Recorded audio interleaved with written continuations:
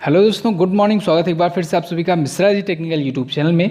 दोस्तों आज है 25 मई और आज की इस वीडियो में हम लोग बात करेंगे आज के दिन के सभी इंपॉर्टेंट करंट अफेयर के क्वेश्चंस के बारे में। पूरी वीडियो ध्यान से देखिएगा, पूरी वीडियो डिटेल में समझाई गई है आपको। साथ ही साथ दोस्तों जो एक्स्ट्रा फैक्ट बनते हैं उन सभी को कवर अप कराया गया है। तो पूरी वीडियो आपको ध्यान से देखना है और इसकी क्विज भी आप लोग को सॉल्व कर लेना है वीडियो देखने के बाद ही। तो आगे बढ़ने से पहले दोस्तों आप सभी को मिश्रा जी टेक्निकल की तरफ से ईद मुबारक। चलिए बात करते हैं लास्ट डे के क्वेश्चंस की। लास्ट डे का पहला क्वेश्चन हमारा था विश्व मौसम विज्ञान दिवस 2020 का विषय क्या रखा गया था। तो ये दोस्तों इसकी थीम रखी गई थी क्लाइमेट एंड वाटर। ये मनाया कब जाता है? ये मनाया जाता है 23 मार्च को प्रत्येक वर्ष। भारतीय रिजर्व बैंक ने रिवर्स रेपो रेट घटाकर कितना कर दिया? तो 3.35% कर दिया है रिवर्स रेपो रेट। इन दोनों क्वेश्चन के बारे में जिन लोगों ने डिटेल में और करेक्ट आंसर किए हैं उनके नाम मैं आपको वीडियो के एंड में बताऊंगा। चलिए बात करते हैं आज के दिन के पहले क्वेश्चन की। तो आज के दिन का पहला क्वेश्चन है विश्व बैंक ने 100 विकासशील देशों के लिए कितनी इमरजेंसी सहायता की घोषणा की है? तो अभी हाल ही में विश्व बैंक ने 160 बिलियन डॉलर, कितना? 160 बिलियन डॉलर की इमरजेंसी सहायता की घोषणा की है 100 विकासशील देशों के लिए।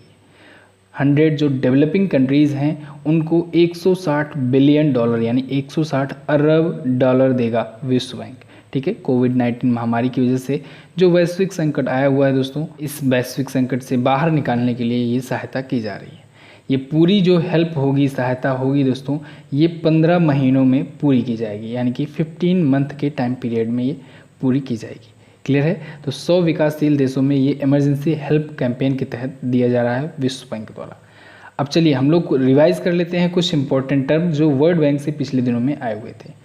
जैसे अभी दोस्तों बहुत ही इंपॉर्टेंट पॉइंट था कार्मेन रेनहार्ट, जो कि वर्ल्ड बैंक ग्रुप की नई चीफ इकोनॉमिस्ट बनी है। इनका नाम आपको याद रखना है, बहुत इंपॉर्टेंट है, कार्मेन रेनहार्ट। ठीक है, और इससे पहले दोस्तों 1 बिलियन डॉलर का सामाजिक सहायता पैकेज के रूप में भारत की मदद किया था वर्ल्ड बैंक, और उससे भी पहले 1 बिलियन डॉलर का और सहायता किया था, लेकिन वो इमरजेंसी सहायता था। ठीक है, इमरजेंसी हेल्प था भारत के लिए। तो 1 बिलियन डॉलर सामाजिक सुरक्षा पैकेज के तहत और 1 बिलियन डॉलर इमरजेंसी सहायता के तहत। क्लियर है? तो ये 2 बिलियन डॉलर भारत को भी दे चुका है और भी पहले भी ये दिया था। वर्ल्ड बैंक आया है तो वर्ल्ड बैंक के बारे में हम लोग जान लेते हैं बेसिक जानकारी। जैसे विश्व बैंक का हेडक्वार्टर है दोस्तों वाशिंगटन डीसी में, और यहीं पर IMF का भी हेडक्वार्टर है। 1944 में हुई थी इसकी स्थापना और डेविड मालपास जी हैं इसके वर्तमान में अध्यक्ष। डेविड मालपास जी दोस्तों US के हैं, इसका आपको ध्यान रखना है। नेक्स्ट बात करते हैं, अगला है हाल ही में किस देश ने स्पेस ऑपरेशन स्क्वाड्रन नाम का एक स्पेस डिफेंस यूनिट लॉन्च किया? तो अभी हाल ही में दोस्तों जापान ने स्पेस ऑपरेशन स्क्वाड्रन नाम का एक स्पेस डिफेंस यूनिट लॉन्च किया है, यानी अंतरिक्ष रक्षा इकाई लॉन्च किया है। अब ये क्यों लॉन्च किया गया है? तो दोस्तों इसके पीछे का जापान रीज़न बता रहा है कि इससे वो जापानीज सैटेलाइट की रक्षा कर सकेगा, उसका बचाव कर सकेगा, साथ ही साथ स्पेस में सेल्फ डिफेंस के लिए भी ये काम आएगा। तो ये तो जापान का कहना है, लेकिन अगर आप लोग नज़र डालें तो अमेरिका भी धीरे धीरे अंतरिक्ष में फोर्स तैयार कर रहा है, चाइना भी धीरे धीरे अंतरिक्ष में फोर्स तैयार कर रहा है, और उसी कड़ी में अब जापान भी अंतरिक्ष में अपनी फोर्स तैयार कर रहा है। यानी कि जो जो देश अंतरिक्ष में अपनी फोर्स तैयार कर रहे हैं, आगे आने वाले समय में वो अपने आप को महाशक्ति बता सकेंगे। ठीक है, चलिए तो जापान आया है तो इसके बारे में कुछ बेसिक जानकारी हम लोग इकट्ठा कर सकते हैं। जैसे जापान की स्पेस एजेंसी का नाम है जक्सा। क्या है? जक्सा। इसका फुल फॉर्म क्या होता है? ये इंपॉर्टेंट है, पूछा भी गया है एग्जाम में। इसका फुल फॉर्म होता है जापान एरोस्पेस एक्सप्लोरेशन एजेंसी। क्या होता है? Japan aerospace exploration agency. अच्छा, जापान की ये स्पेस एजेंसी है। अमेरिका की स्पेस एजेंसी है नासा। ठीक है, प्राइवेट वाली को अगर छोड़ दें, गवर्नमेंट की बात की जा रही है, प्राइवेट तो स्पेस एक्स भी है। ठीक है, अमेरिका में। चाइना की स्पेस एजेंसी है CNSA। CNSA। नासा का फुल फॉर्म तो आपको पता ही होगा, national aeronautic space administration. CNSA का फुल फॉर्म आप लोग जान लीजिए। CNSA का फुल फॉर्म होता है China national space administration. Clear है? जापान देख लीजिए दोस्तों मैप में है कहाँ पर, तो जापान ये रहा मैप में।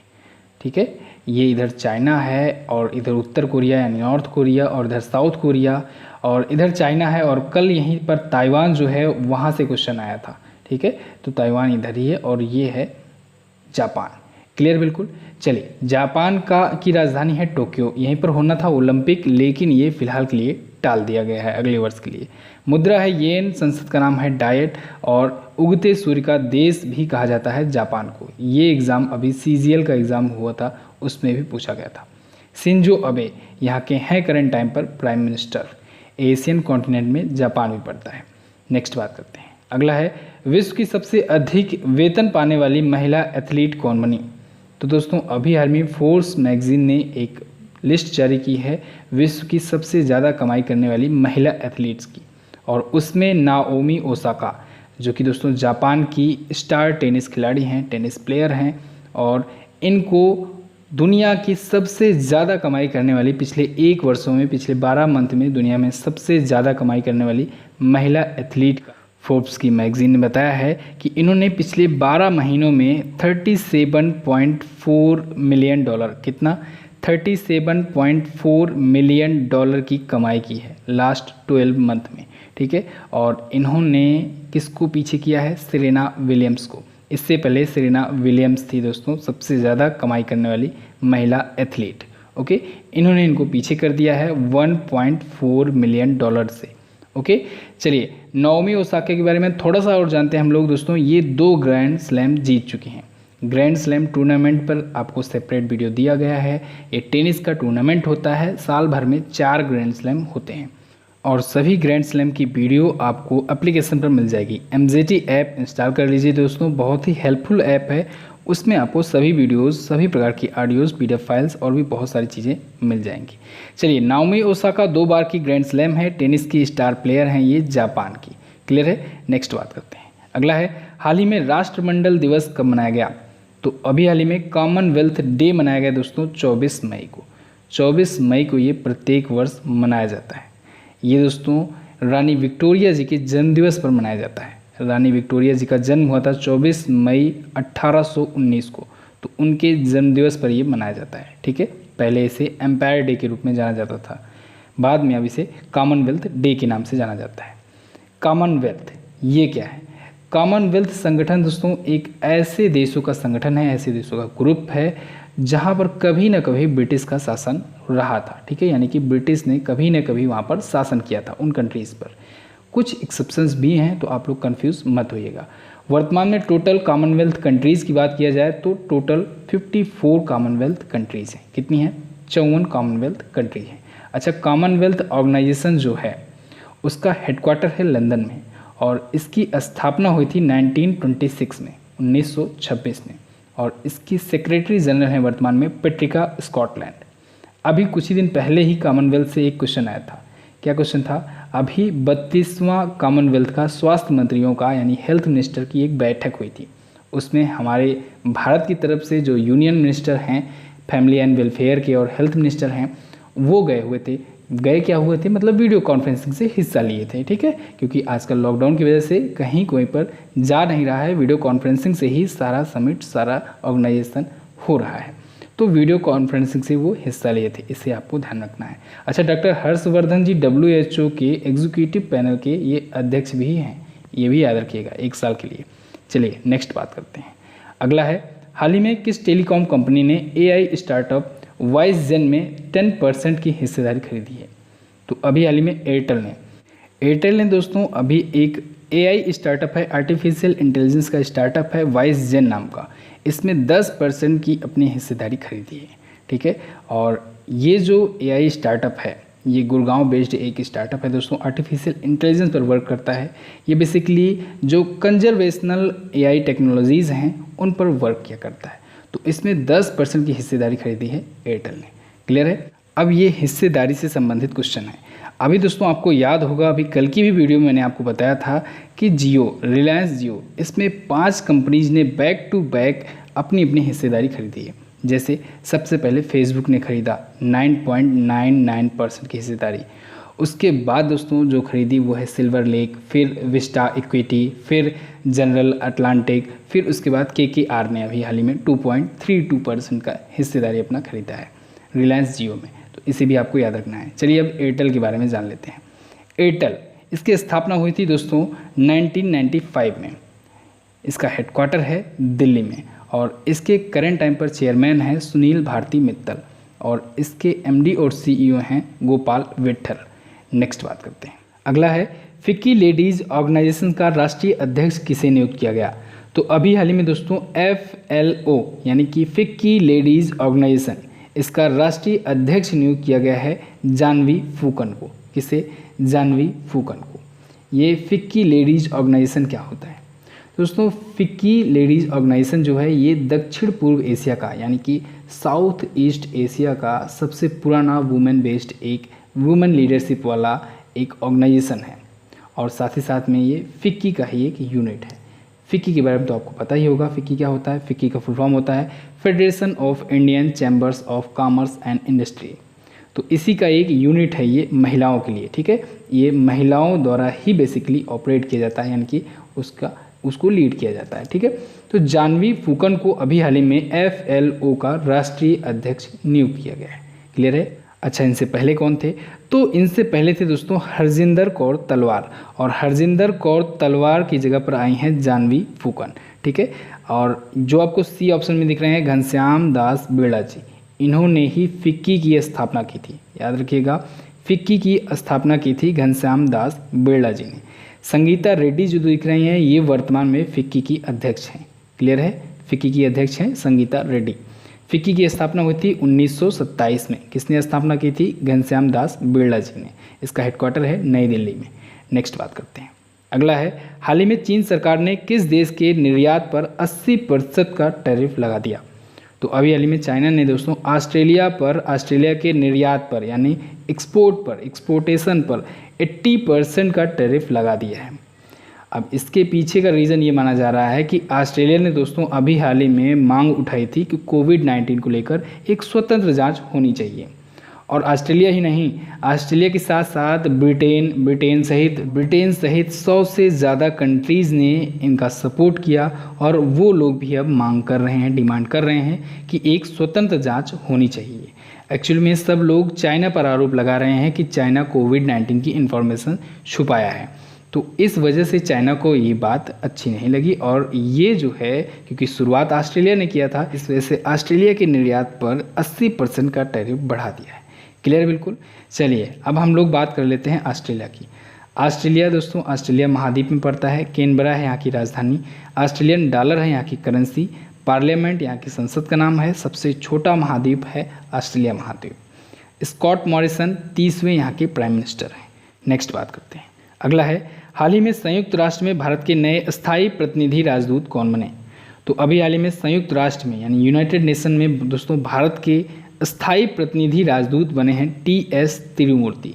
इनको दोस्तों जब नियुक्त किया गया था तब भी मैंने आपको बताया था, अब इन्होंने अपना पदभार ग्रहण कर लिया है, ठीक है। ये आए हैं सैयद अकबरुद्दीन की जगह पर, यानी इससे पहले थे सैयद अकबरुद्दीन जी, जो आपको C ऑप्शन में दिख रहे हैं। अच्छा, B ऑप्शन में आपको दिख रहे हैं हर्षवर्धन श्रृंगला जी। इन्हें बना दिया गया है दोस्तों 33वां विदेश सचिव, फॉरेन सेक्रेटरी। इसे याद रखिएगा। तो जब इन्हें फॉरेन सेक्रेटरी बना दिया गया, यानी जब ये अमेरिका के राजदूत पद से हट गए, तो फिर राजदूत कौन बना? तो आपको जो D ऑप्शन में दिख रहे हैं तरनजीत सिंह संधू जी। तो तरनजीत सिंह संधू जी वर्तमान में अमेरिका में भारत के राजदूत हैं, ठीक है। अब देखिए यहाँ पर अब बहुत लोग कंफ्यूज होते हैं। संयुक्त राष्ट्र में भारत के अस्थायी प्रतिनिधि या राजदूत हैं TS तिरुमूर्ति, लेकिन अमेरिका में भारत के राजदूत हैं तरनजीत सिंह संधू। क्लियर है? इस पर आप लोग कंफ्यूज मत होइएगा। सचिव और सलाहकार की वीडियो बहुत ही जल्द आने वाली है दोस्तों, और काफ़ी सारी वीडियोस पर काम चल रहा है ऑलरेडी बैकग्राउंड में, तो वो सारी वीडियोस भी जल्दी ही आएंगी अब। तो आप लोग चैनल को सब्सक्राइब करके रखिए, बेल आइकन को प्रेस करके रखिए। शाम वाली वीडियो का नोटिफिकेशन बहुत लोगों के पास नहीं मिल पाता है, तो ऐसे में दोस्तों लोगों को वीडियो मिल नहीं पाती है। तो आप लोग एक काम कीजिए, हमारे टेलीग्राम ग्रुप को ज्वाइन कर लीजिए। वहीं पर आपको PDF फाइल भी भेज दी जाती है, और साथ ही साथ में जो भी वीडियो अपलोड होती है उस वीडियो का लिंक भी भेज दिया जाता है। तो टेलीग्राम ग्रुप ज्वाइन करने के लिए आपको करना क्या होगा, एक तो सिंपल तरीका है, नीचे आपको डिस्क्रिप्शन में लिंक मिल जाएगा, उस पर क्लिक कीजिएगा और सिंपली आप पहुंच जाइएगा। दूसरा तरीका ये है कि टेलीग्राम ऐप ओपन कीजिएगा अपना, और उसमें Mishra ji technical MJT search कीजिएगा, और MJT एजुकेशन लिख देंगे तब भी मिल जाएगा, मिश्रा जी टेक्निकल लिखेंगे तब भी मिल जाएगा। उस ग्रुप को ज्वाइन कर लीजिएगा, और वहाँ पर आप अपनी क्वेरी भी बता सकते हो MJT डिस्कशन ग्रुप में। तो कोई भी प्रॉब्लम हो, कोई भी चीज़ अपनी बात बतानी हो, तो आप लोग वहाँ से बात कर सकते हो हमसे। चलिए बात करते हैं अगले क्वेश्चन की। नेक्स्ट है, किस IIT संस्थान ने अल्जाइमर रोग के इलाज का एक नया तरीका ढूंढा है? तो तो अभी हाल ही में दोस्तों IIT गुवाहाटी ने अल्जाइमर रोग के इलाज का एक नया तरीका, एक नया मेथड ढूंढा है। अल्जाइमर रोग ये क्या होता है आपको पता होगा, ये मेमोरी लॉस से संबंधित एक बीमारी है, यानी कि याददाश्त खो जाती है। तो इसके उपचार का एक नया और एक अलग ही तरीका ढूंढा है IIT गुवाहाटी ने। IIT गुवाहाटी की एक टीम इस प्रोजेक्ट पर वर्क कर रही है और इस प्रोजेक्ट को जो लीड कर रहे हैं उनका नाम आपको पता होना चाहिए। इस प्रोजेक्ट को जो लीड कर रहे हैं उन प्रोफेसर का नाम है प्रोफेसर वीबिन रामकृष्णन। क्या है? प्रोफेसर वीबिन रामकृष्णन। तो इनके द्वारा ये प्रोजेक्ट लीड किया जा रहा है। चलिए अभी ये IIT से रिलेटेड क्वेश्चंस है, तो हम लोग विभिन्न IIT से जो भी क्वेश्चंस आए हैं उनको रिवाइज कर लेते हैं। जैसे IIT रोपड़। IIT रोपड़ ने दोस्तों अभी हाल ही में एक वार्ड बॉट डेवलप किया था। वार्ड बॉट एक रोबोट था जो कोविड-19 मरीजों को खाना और दवाइयाँ वगैरह सप्लाई करने के लिए था। ठीक है। IIT मद्रास। IIT मद्रास ने अभी हाल ही में दोस्तों TVS के साथ मिलकर एक सुंदरम वेटांगो लॉन्च किया था। क्या लॉन्च किया था? सुंदरम वेटांगो। IIT गांधीनगर। IIT गांधीनगर ने दोस्तों अभी हाल ही में प्रोजेक्ट आइजैक लॉन्च किया था और साथ ही साथ में अभी हाल ही में कुछ ही दिन पहले MIRAHT कोविड-19 डैशबोर्ड लॉन्च किया था। MIRAHT नाम का। ठीक है। अच्छा, कोविड-19 डैशबोर्ड से याद आया, IIT दिल्ली ने भी एक प्रकृति नाम का कोविड-19 डैशबोर्ड लॉन्च किया था। प्रकृति नाम का, इसे भी याद रखिएगा। IIT बॉम्बे ने दोस्तों क्वारंटाइन ऐप लॉन्च किया था और IIT बॉम्बे ने ही दोस्तों अभी हाल ही में आयुसिंक नाम का एक डिजिटल स्टेथोस्कोप लॉन्च किया था। नेक्स्ट बात करते हैं। अगला है, हाल ही में किस ऐप में मौसम सेवाओं को जोड़ा गया? तो अभी हाल ही में दोस्तों केंद्र सरकार की उमंग ऐप में मौसम सर्विसेज को जोड़ा गया है। टोटल 7 प्रकार की नई सर्विसेज ऐड हुई हैं। अभी मैं आपको बताता हूं कि ये एप्लीकेशन इम्पोर्टेंट क्यों है। पहले आप लोग इन 7 सर्विसेज को जान लीजिए। ये 7 नई सर्विसेज ऐड की गई हैं उमंग ऐप में। इन 7 सर्विसेज में जैसे मौसम हो गया, नाउकास्ट हो गया, शहर का पूर्वानुमान हो गया, ठीक है, वर्षा की जानकारी हो गई, पर्यटन का पूर्वानुमान हो गया, यानी टूरिज्म का पूर्वानुमान हो गया, चक्रवात हो गया, साइक्लोन के बारे में जानकारी, या फिर कोई भी अगर चेतावनियाँ देना है तो उसके बारे में ये बताएगा। ये सारे फीचर्स इसमें जोड़े गए हैं। 7 प्रकार के नए फीचर्स ऐड किए गए हैं। अब जानिए उमंग ऐप के बारे में। तो सबसे पहले उमंग का फुल फॉर्म होता है दोस्तों unified mobile application for new age governance. I repeat, unified mobile application for new age governance. ये एक ऐसा मोबाइल ऐप है दोस्तों जिसमें भारत सरकार के 116 से ज़्यादा डिपार्टमेंट्स के 623 से ज़्यादा सर्विसेज रन करती हैं। इसीलिए ये एप्लीकेशन हो जाता है खास। ठीक है, उमंग ऐप। अब चूंकि भारतीय मौसम विभाग द्वारा ये सारी चीज़ें ऐड की गई हैं, तो हम लोग भारतीय मौसम विभाग यानी इंडियन मेट्रियोलॉजिकल डिपार्टमेंट के बारे में थोड़ी सी इन्फॉर्मेशन ले लेते हैं। भारतीय मौसम विभाग की स्थापना हुई थी 1875 में नई दिल्ली में। इसका वर्तमान में हेडक्वार्टर है। मृत्युंजय महापात्रा जी हैं इसके डायरेक्टर जनरल। अभी हाल ही में दोस्तों 23 मार्च को मनाया गया था विश्व मौसम विज्ञान दिवस, और मैंने आपको यही क्वेश्चन ऑफ द डे में भी पूछा था कल कि विश्व मौसम विज्ञान दिवस की थीम क्या रखी गई है। इसकी थीम रखी गई है क्लाइमेट एंड वाटर। ठीक है, आप लोगों ने जवाब भी दिया था। तो बस दोस्तों ये तो थे आज के दिन के top 10 current affair important. I hope आपको वीडियो पसंद आई होगी। वीडियो अगर पसंद आई है तो वीडियो को लाइक कीजिएगा, अपने दोस्तों के साथ इसे शेयर जरूर कर दीजिएगा। और हाँ दोस्तों, हम लोग 4 लाख सब्सक्राइबर के बहुत ज़्यादा करीब हैं, तो प्लीज़ आप लोग चैनल को अगर अभी तक सब्सक्राइब नहीं किए हो तो चैनल को सब्सक्राइब कर लो। साथ ही साथ अपने दोस्तों से भी आप लोग सब्सक्राइब जरूर करवाओ। चलिए बात करते हैं क्वेश्चन ऑफ द डे की। आज का पहला क्वेश्चन है आपके लिए, निम्न में से कौन सा सदन पूरी तरह से भंग नहीं किया जा सकता है? जरूर आंसर कीजिएगा, बहुत ही इंपॉर्टेंट क्वेश्चन है। अगला, निम्न में से किस भारतीय संसद ने ताइवान के राष्ट्रपति के शपथ ग्रहण समारोह में हिस्सा लिया? ये भी इंपॉर्टेंट क्वेश्चन है, इसके बारे में मैंने आपको बताया था। दोनों क्वेश्चंस के बारे में आप लोग को जो भी पता हो डिटेल में जरूर आंसर कीजिएगा। अब आप वीडियो देख लिए हो तो जाओ जल्दी से इसकी क्विज भी सॉल्व कर लो। क्विज मिलेगी Mishra ji technical MGT app पर। क्विज सॉल्व करने से आपके अंदर एक कॉन्फिडेंस आता है, क्योंकि आपको पता लग पाता है कि जो 15 से 20 मिनट का टाइम यहाँ पर आपने इन्वेस्ट किया है उसका आपको कितना प्रॉफिट हुआ, यानी कि आपका वो चीज़ कितना रिवाइज हुआ है। इस वजह से आप लोग क्विज जरूर सॉल्व किया कीजिएगा। बात करते हैं उन लोगों के नाम की जो लोग कल की वीडियो में डिटेल में आंसर किए थे। उनके नाम हैं मनु पांडे, सुरभि गुप्ता, गुरुदेव यादव, चंद्रकेतु कुमार, श्यामशेर कुमार, ज्योति पचौरी, साबिर आलम, विभूति माझी, शांति प्रिया, हर्ष सोनी, आदिल खान, नेहा जायसवाल, शुभम यादव, पूजा चौधरी और प्रेरणा राय। इतने लोगों ने डिटेल में और करेक्ट आंसर किया है। तो दोस्तों इस वीडियो में बस इतना ही। कैसी लगी आपको वीडियो आप लोग कमेंट करके हमें जरूर बताइएगा। वीडियो अगर अच्छी लगी है तो लाइक करके हमारा उत्साह बढ़ाइए। साथ ही इन दोनों इंपॉर्टेंट वीडियोस को जरूर देख लीजिएगा और आने वाली वीडियोस का नोटिफिकेशन पाने के लिए सब्सक्राइब करके बेल आइकन को जरूर दबाएं। मिलते हैं किसी अन्य वीडियो में, तब तक के लिए नमस्कार, जय हिंद, वंदे मातरम।